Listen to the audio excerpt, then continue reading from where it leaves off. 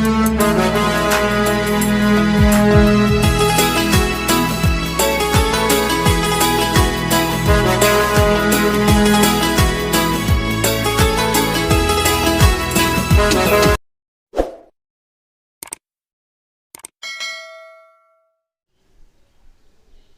गुरुदेव। विद्यार्थी मित्रों, ધોરણ 10 સામાજિક વિજ્ઞાન આ વિષયક આજે આપણે એક મહત્ત્વના ટોપિકની ચર્ચા કરવાના છીએ। પરીક્ષાને અનુસંધાને જોઈએ તો જે પૂર્વ નિર્ધારિત તારીખ હતી એ વૈશ્વિક મહામારીના કારણે ગુજરાત સરકારે થોડા સમય માટે બોર્ડ એક્ઝામ ધોરણ 10 અને 12 માટેની એ પોસ્ટપોન કરી છે, પરંતુ કેન્સલ નથી કરી। એટલે રાજ્ય સરકારનો જે નિર્દેશ છે એ અનુસંધાને જોઈએ તો 15મી મેના રોજ સમીક્ષા કરવામાં આવશે અને ત્યાર પછીથી નવી તારીખ આપવામાં આવશે। એટલે કે પરીક્ષા તો લેવામાં આવશે અને જે સમયે પરીક્ષાની તારીખ નક્કી કરવામાં આવશે એ સમયેથી 15 દિવસ સુધીનો સમય તૈયારી માટે આપવામાં આવશે, આવું રાજ્ય સરકાર દ્વારા કહેવામાં આવ્યું છે। મિત્રો, પરીક્ષા લેવાની જ છે એટલે આયોજનબદ્ધ રીતે સતત તૈયારી થતી રહે એ ધ્યાનમાં લેવાનું છે। મતલબ જે હોશિયાર વિદ્યાર્થીઓ છે એને તો આ આફતમાં અવસર, એક તો 30% જેટલો સિલેબસ ઓછો કરવામાં આવ્યો છે। જે સિલેબસ છે એને તૈયાર કરવાનો થોડો વધારે સમય મળી ગયો છે। બધા જ વિષયોના અભ્યાસક્રમો પૂરા થઈ ચૂક્યા છે। કેટલોક ઓનલાઈનથી, થોડા સમય માટે ઓફલાઈન પણ આપણે ક્લાસરૂમમાં બેસીને અભ્યાસ કર્યો છે। ઠીક છે કે પરિસ્થિતિ એવી છે કે ક્લાસરૂમમાં બેસીને ન ભણી શકાય, પરંતુ આ એક સરસ માધ્યમ છે કે જે માધ્યમથી વિદ્યાર્થીઓ અભ્યાસ કરી શકે, ટેકનોલોજીનો સદુપયોગ થઈ શકે। એ હેતુથી આપણે સામાજિક વિજ્ઞાન વિષયના જે મહત્ત્વના ટૉપિક છે, જે પરીક્ષા માટે ખૂબ અગત્યની બાબતો છે, એનું રિવિઝન કરવાના છીએ। એટલે દરેક વિદ્યાર્થીઓને અપીલ છે કે બધા જ વિડીયોને પૂરેપૂરા રસપૂર્વક વ્યવસ્થિત અભ્યાસ કરજો। માત્ર જોઈશો નહીં, અભ્યાસ કરશો અને ન સમજાય ત્યાં પૂછી પણ શકો છો। વિડીયો જોયા પછી જોઈ રહ્યા છો ત્યારે, કેમ કે અમે એ સમય દરમિયાન જો ફ્રી હશું તો આપને તરત જવાબ આપશું। કેટલાક વિદ્યાર્થીઓ પૂછે પણ છે અને તરત એમનું સમાધાન થઈ જાય છે। એટલે એક મગજ સાથે દ્રઢતાપૂર્વક વાત જોડવાની છે અને એ છે કે બોર્ડ પરીક્ષા લેવાનું છે।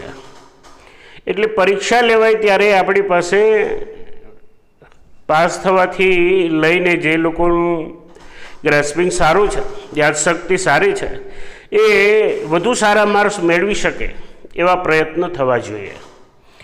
અને એ પ્રયત્નમાં આજે આપણે જે પ્રયત્ન કરવાના છીએ એ છે જિયોગ્રાફી વિભાગનો ટૉપિક છે અને એ વિષયાંક છે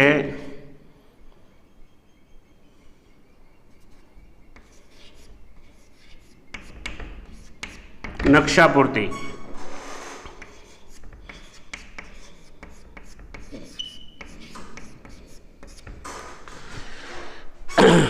મિત્રો, જિયોગ્રાફીના જે પ્રકરણમાંથી નકશાપૂર્તિ પૂછાવાની છે એ પ્રકરણ 8, 9, 10 અને 13 છે।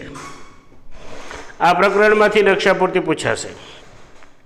કુદરતી સંસાધનોમાંથી જમીનના પ્રકાર ટોપિક પર નકશા પરથી પૂછાય છે. 9મું પ્રકરણ છે વન અને વન્યજીવ સંસાધન, જેમાંથી અભયારણ્ય અને રાષ્ટ્રીય ઉદ્યાનો વિશે નકશા પરથી પૂછી શકાય. 10મું પ્રકરણ છે ભારત કૃષિ ખેતી. તો મોસ્ટ જે ક્રોપ છે, પાક છે, એના પ્રદેશો વિશે કોઈ એક પ્રદેશ તરીકે પૂછી શકાય.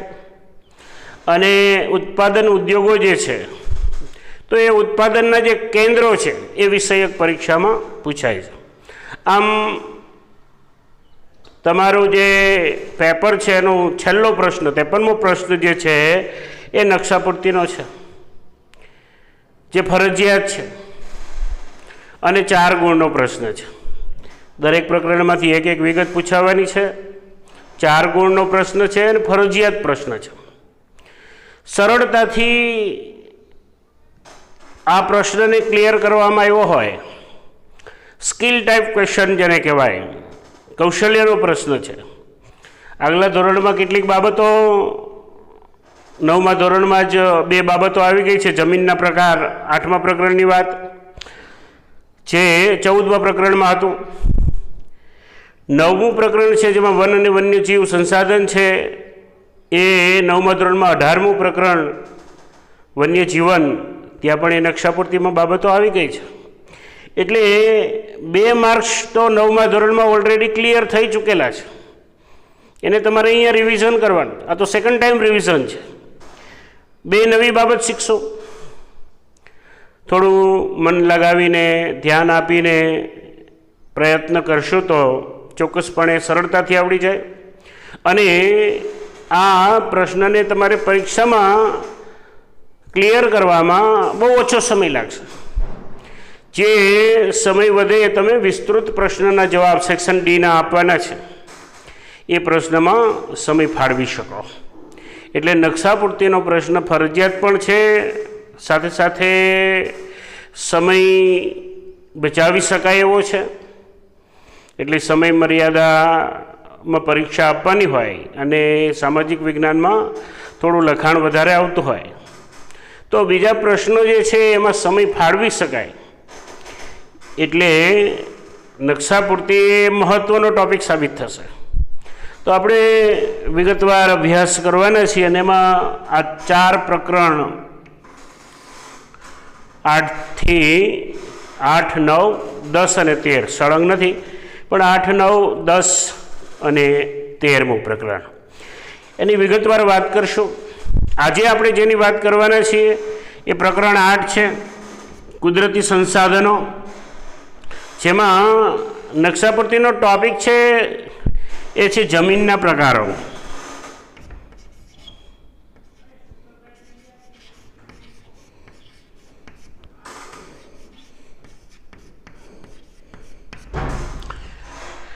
જમીનના પ્રકારો વિશે નકશાપૂર્તિમાં આપણે જોઈશું. જ્યારે પ્રકરણનો અભ્યાસ કરતા હતા ત્યારે આપણે જોયું કે ICAR દ્વારા ભારતના જમીનના કુલ 8 પ્રકાર પાડવામાં આવ્યા છે. અલગ અલગ 8 પ્રકારની જમીન ભારતમાં છે. આપણે 9મા ધોરણમાં 6 પ્રકાર દર્શાવ્યા હતા. મોસ્ટ 6 જે છે: કાંપની જમીન, રાતી જમીન, કાળી જમીન, પડખાવ જમીન, રણ પ્રકારની જમીન અને પર્વતીય જમીન. પરંતુ કેટલાક ક્ષેત્રોમાં જૂજ પ્રમાણમાં જે જમીન જોવા મળી છે એ ફોરેસ્ટ ટાઈપ સોઇલ અને પ્રેટી સોઇલ, દલદલ પ્રકારની જમીન અને જંગલ પ્રકારની જમીન, આ 2 વિશિષ્ટ પ્રકારોનો પણ સમાવેશ કરવામાં આવ્યો છે.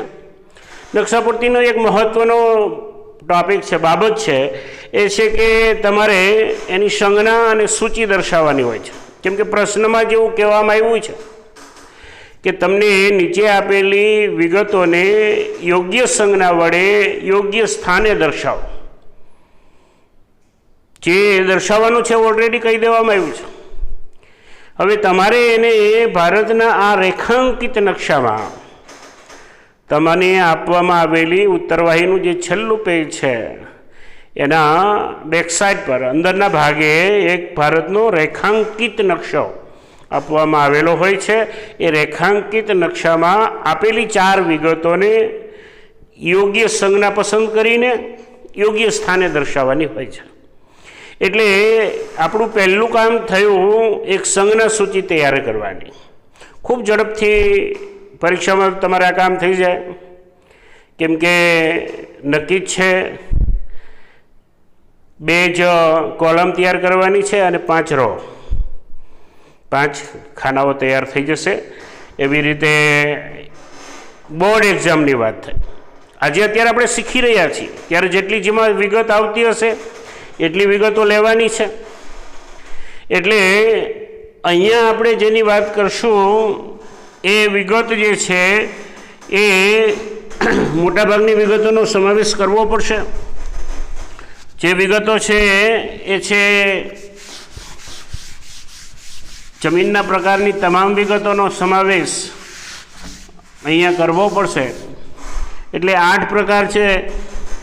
સંજ્ઞા સૂચિમાં તમારે 8 બાબતોને ઉલ્લેખ કરવાનો થશે.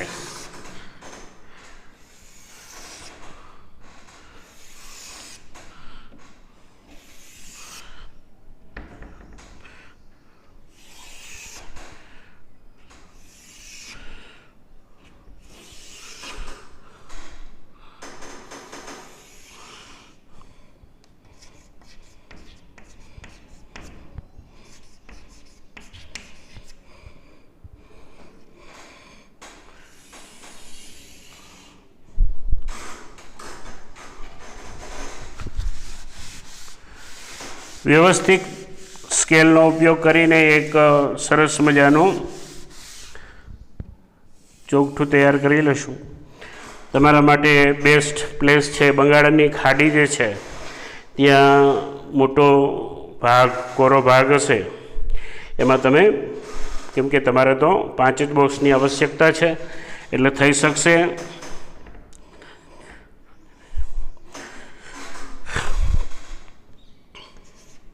પહેલું છે કાંપની જમીન, બીજું છે રાતી જમીન, કાળી જમીન, પડખાવ જમીન,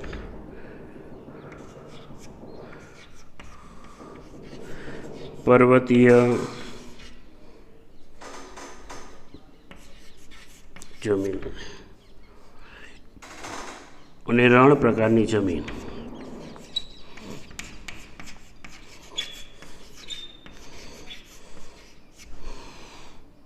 છેલ્લા 2 જે પ્રકાર છે એનો પણ આપણે સમાવેશ કરી લઈએ.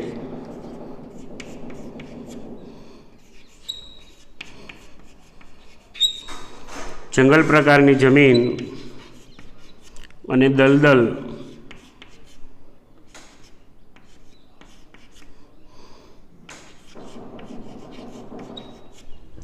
તો કુલ 8 પ્રકારની જમીન આવી રીતે સંજ્ઞા સૂચિ કરી. અને સંજ્ઞા કેવી પસંદ કરવી તો એઝ યુ લાઇક. અહીંયા કોઈ એવું ચોક્કસ નિયમ નથી કે તમે આ જ પ્રકારની સંજ્ઞા પસંદ કરી શકો, પણ સંજ્ઞા એવી પસંદ કરવી કે જે સરળતાથી થઈ જાય, જેના માટે ખૂબ સમય ન લાગે એવી સંજ્ઞા પસંદ કરવી. અને જે સંજ્ઞા સૂચિમાં દર્શાવો એ જ રીતે નકશામાં દર્શાવવી. એટલે તમને યોગ્ય લાગે એ પ્રકારની એ સંજ્ઞા તમે પસંદ કરી શકો છો. જરૂરી નથી કે હું જે પ્રકારે અહીં સંજ્ઞા દર્શાવું છું એવી જ સંજ્ઞા તમારે પણ ફરજિયાત દર્શાવવાની હોય એવું બિલકુલ નથી. એટલે તમને જેવું યોગ્ય લાગે અને ઝડપથી થઈ શકે, મુખ્ય વસ્તુ તો એ છે કે સરળતાથી થાય અને દેખાવું જોઈએ, વ્યવસ્થિત રીતે દેખાય એવી સંજ્ઞા પસંદ કરવી, જેથી પરીક્ષકના નજરમાં સીધું જ આવે. અને સંજ્ઞા સૂચિમાં જેવી રીતે દર્શાવો છો એવી જ સંજ્ઞા તમારે અહીંયા દર્શાવવાની રહેશે. પડખાવ પ્રકારની જે જમીન છે એ મર્યાદિત વિસ્તારમાં હોય એટલે એની સંજ્ઞા જ્યારે પસંદ કરો ત્યારે પણ એક ખાસ ખ્યાલમાં લેવું કે એ જોઈ શકાય, દેખાય એ પ્રકારની સંજ્ઞા પસંદ કરવી.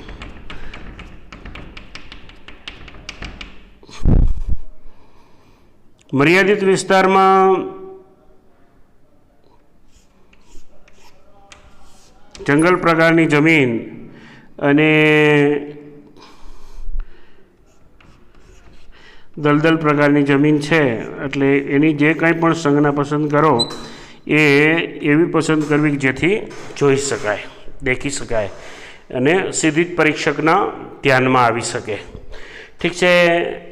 સંજ્ઞા સૂચિ માટે ફરી એક વખત વાત કરી દઉં કે એ તમારી ઈચ્છા પ્રમાણેની સંજ્ઞા તમે પસંદ કરી શકશો.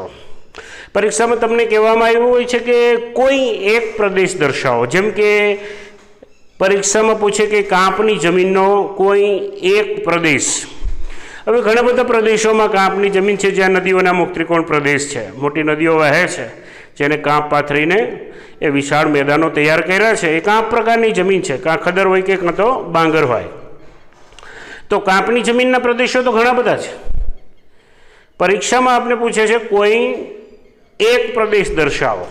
તો આપણે આ 8 છે એ દરેક માટે એક, every one for each one, એ પ્રમાણે દરેક માટે એક યાદ રાખશો જેથી કરીને પરીક્ષક ગમે તે પૂછે. મૂળ તો 8 પ્રકાર છે, એમાંથી કોઈ એક પૂછે.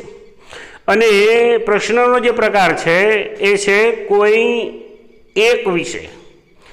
કાંપની જમીનનો કોઈ એક પ્રદેશ, અથવા તો રાતી જમીનનો કોઈ એક પ્રદેશ, અથવા તો કાળી જમીનનો કોઈ એક પ્રદેશ, કે પર્વતીય, પહાડી, પડખાવ, રણ પ્રકાર, કોઈ એક પ્રદેશ એવું પૂછે છે. તો 8 માટે આપણે પાસે દરેક માટે મોસ્ટ હોય, મુખ્ય હોય એવો કોઈ એક પ્રદેશ એ હોવો જરૂરી છે જેથી કરીને આપણે એને નકશામાં દર્શાવી શકીએ.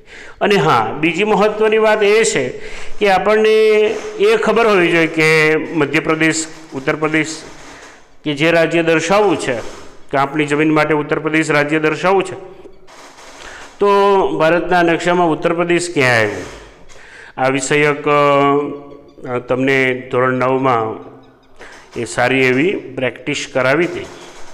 રાજ્યને યાદ રાખવાની એ 2-3 રીતો પણ સમજાવી હતી.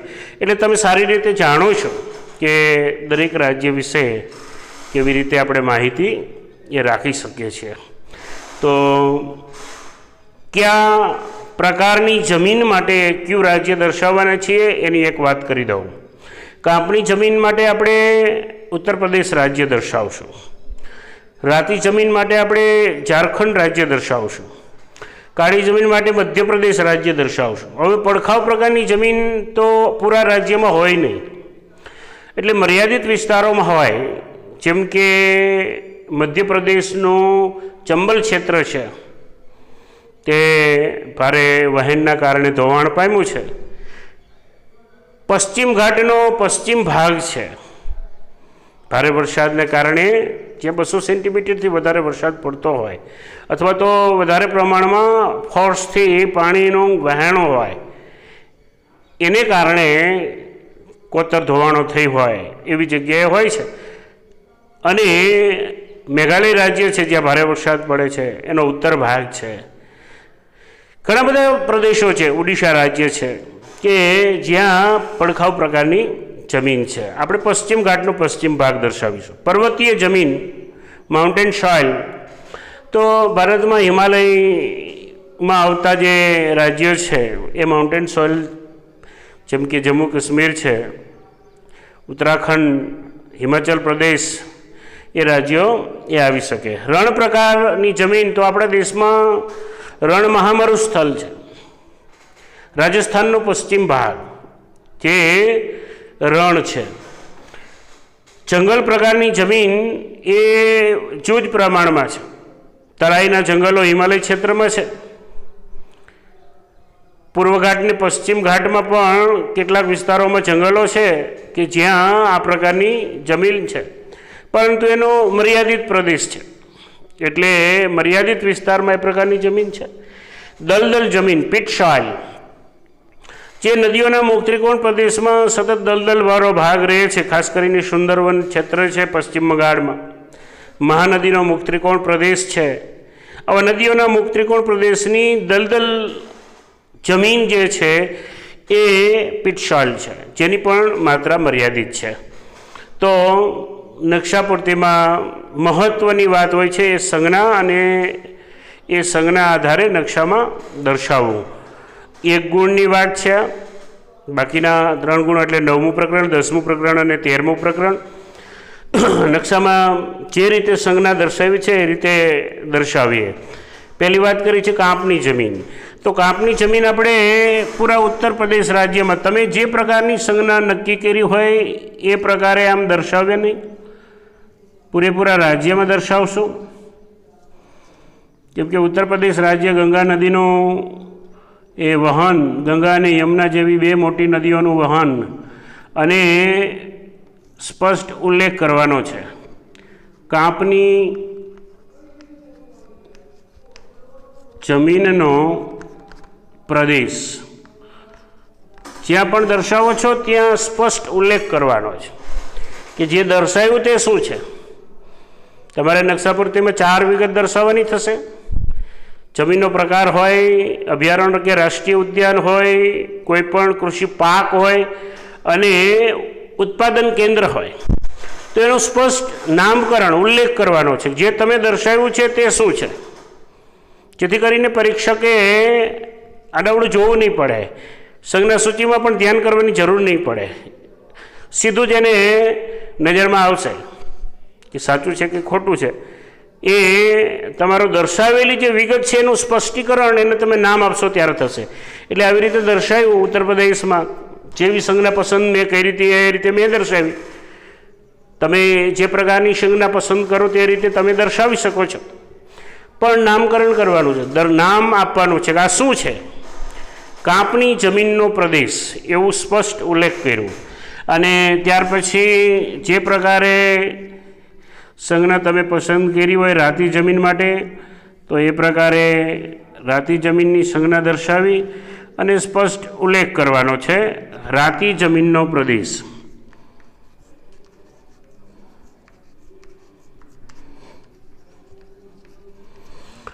દર્શાવવાનું યોગ્ય સ્થાને છે, યોગ્ય સંજ્ઞા વડે છે. એરો મારીને તમે દૂર લખી શકો છો કે જે દર્શાવવામાં અહીં આવ્યું છે એ રાતી જમીનનો પ્રદેશ છે. દર્શાવવાનું યોગ્ય સ્થાને. કાળી જમીન માટે આપણે મધ્યપ્રદેશ દર્શાવીશું.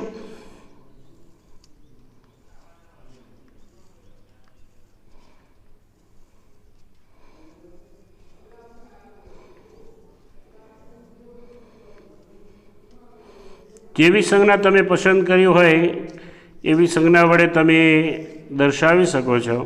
જરૂરી નથી કે સંજ્ઞા આવી જ પસંદ કરવી. અને દર્શાવ્યા પછી લખવાનું છે કે જે દર્શાવવામાં આવ્યું એ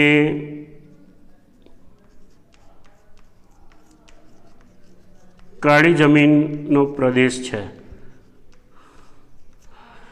સ્પષ્ટીકરણ કરવાનું છે, ઉલ્લેખ કરવાનો છે જે દર્શાવવામાં આવ્યું તે શું છે. પડખાવ પ્રકારની જે જમીન છે, ચોથો પ્રકાર, એ પશ્ચિમ ઘાટનો પશ્ચિમ ભાગ એટલે મહારાષ્ટ્ર રાજ્યમાંથી શરૂ કરીને કેરળ રાજ્યના ઉપલા હિસ્સા સુધી એક પાતળી પટ્ટી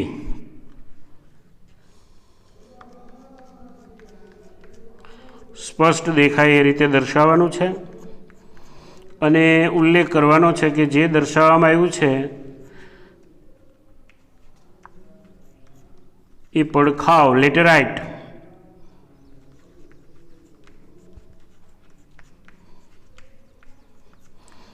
એ પડખાવ પ્રકારની જમીનનો પ્રદેશ છે, લેટેરાઇટ પ્રકારની જમીન છે.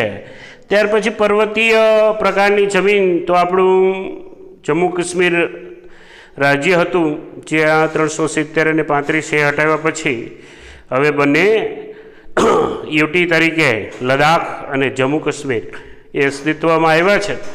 એટલે અડધું હિમાચલ પ્રદેશ અને પૂર્વ જમ્મુ કાશ્મીર એ આપણે અહીંયા દર્શાવી રહ્યા છીએ. સામાન્ય રીતે પર્વતીય માળા દર્શાવવા માટે ભૂગોળમાં આવી સંજ્ઞા પસંદ કરવામાં આવે છે. છતાં પણ તમને અન્ય કોઈ સંજ્ઞા ઈચ્છા પડે તો કરી શકો છો. કલર પેન કે કલર પેન્સિલનો પણ ઉપયોગ નથી કરવાનો. જે સાદી પેન્સિલનો આપણે ઉપયોગ કરીએ છીએ એ જ પેન્સિલથી નકશાપૂર્તિ કરવાની છે. બોલપેન કે કલર પેન્સિલનો પણ ઉપયોગ કરવાનો નથી, કે કેચપેનનો પણ ઉપયોગ કરવાનો નથી. તો પેન્સિલનો ઉપયોગ કરીને આવી રીતે દર્શાવવાનું છે.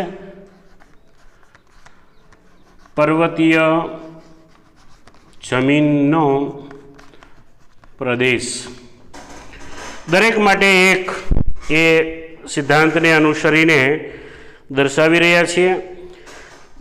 રણ પ્રકારનું જમીન એ આપણા પશ્ચિમ ભારત, રાજસ્થાનનો પશ્ચિમ હિસ્સો કે જ્યાં આ પ્રકારની એ જમીન છે એ આમ દર્શાવી અને સ્પષ્ટ ઉલ્લેખ કરવાનો છે.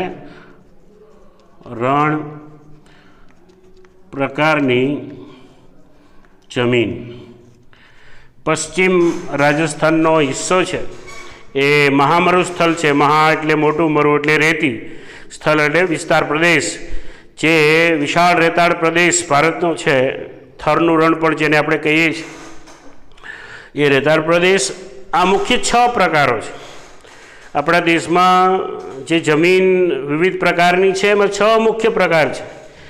2 ક્ષેત્ર એ 2 બીજા વિશિષ્ટ પ્રકારો છે. એક જંગલ પ્રકારની જમીન જે લગભગ હિમાલયનો 3000 મીટરથી 3100 મીટર એટલે કે 100 મીટરનો જે પટ્ટો છે, તરાઈના જંગલો જે છે એ હિમાલયના પ્રાંતમાં આ પ્રકારની જમીન છે.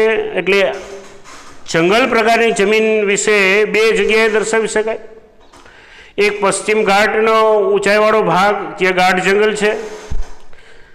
પૂર્વ ઘાટમાં પણ કેટલાક સ્થળોએ ગાઢ જંગલ છે, જે ગાઢ જંગલોના પાન સતત ખરતા હોય અને જમીન એનાથી ઢંકાયેલી રહેતી હોય એવી જમીન કે જેમાં જૈવિક દ્રવ્યની માત્રા અધિક હોય, ક્ષારીય માત્રા ઓછી હોય, એવી ઉત્તરાખંડમાં કેટલોક હિસ્સો છે જે ઊંચાઈ ભાગે છે. એટલે ઉત્તરાખંડ રાજ્યમાં મદઅંશે દર્શાવી શકાય. અને જેને આપણે કહીશું જંગલ પ્રકારની જમીન. પણ ઉત્તરાખંડનો હિમાલયનો ઊંચાઈવાળો ભાગ, તળેટી ભાગ નહીં, ઊંચાઈવાળા ભાગ કે જ્યાં 3000 મીટરથી લઈને 3100 મીટરની ઊંચાઈ છે ત્યાં ગાઢ જંગલો છે, તરાઈના જંગલો જેને કહીએ છીએ, એ વિસ્તારમાં દર્શાવી શકાય. દલદલ ક્ષેત્ર જે છે એ સુંદરવન એનું શ્રેષ્ઠ ઉદાહરણ છે. પશ્ચિમ બંગાળ ગંગા નદીનો ફાટો જે હુગલી ભાગીરથી તરીકે ઓળખાય છે એ દુનિયાનો સૌથી ઝડપથી વધી રહેલો આ મુખ ત્રિકોણ પ્રદેશ, આ ક્ષેત્ર કે જેને આપણે પિટ સોઇલ, દલદલ પ્રકારની જમીન,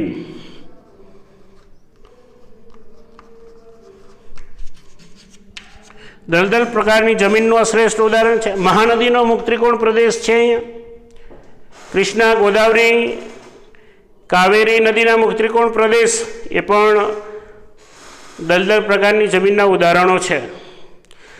એટલે બરાબર ધ્યાનથી સમજો કે અભ્યાસમાં આપણે જ્યારે જોયું કે કાંપની જમીનના ઘણા બધા પ્રદેશો છે, પણ અહીંયા આપણે દરેક માટે એકની વાત કરી છે. પરીક્ષામાં પરીક્ષક આપને કોઈ એક માટે પૂછે છે એટલે દરેક માટે એક, જે મોસ્ટ હોય એ લઈ લેવાના છે. જેમ કે તમિલનાડુથી લઈને ઝારખંડ સુધી રાતી જમીન છે, દીર્ઘકલ્પીય ઉચ્ચ પ્રદેશ મોટો ભાગ જેમાં રાતી જમીનનું પ્રમાણ છે, પણ આપણે અહીંયા જે લીધું છે ઝારખંડ લીધું છે. એટલે દરેક માટે એકના સિદ્ધાંતને અનુસરીને અહીંયા એક ગુણની વાત પૂરી. ફરી એક વખત કાંપની જમીન માટે ઉત્તર પ્રદેશ દર્શાયું, રાતી જમીન માટે ઝારખંડ રાજ્ય દર્શાયું, કાળી જમીન માટે મધ્યપ્રદેશ રાજ્ય દર્શાયું,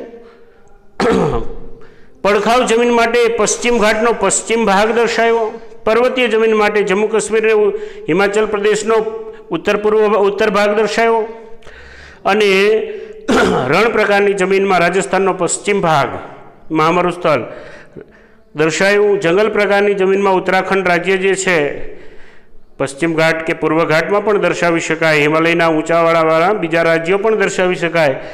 તો ઉત્તરાખંડમાં ઉત્તરીશ જે જંગલ પ્રકારની જમીનમાં અને દલદલ પ્રકારની જમીન માટે પશ્ચિમ બંગાળનું સુંદરવન કે જે દુનિયાનો સૌથી ઝડપથી વધી રહેલો મુક્ત ત્રિકોણ પ્રદેશ છે, દર વર્ષે નવો કાંપ પથરાતો જતો હોય, સતત ભીનાશવાળો ભાગ, કાદવ કીચડવાળો ભાગ, દલદલ એ ક્ષેત્ર જે છે એનું મુખ્ય ઉદાહરણ છે, એટલે એમને લીધું છે. આમ 8 પ્રકાર છે. પરીક્ષામાં કોઈ એક પૂછવામાં આવે, 8ની વ્યવસ્થિત તૈયારી હોય તો 1 ગુણ નિશ્ચિત છે. અને હવે પછી પ્રકરણ 9ની વાત, અભયારણ્ય અને રાષ્ટ્રીય ઉદ્યાન, આ વિશે એક વાત હવે પછી કરશું. ત્યાં સુધી આવજો. જય ગુરુદેવ.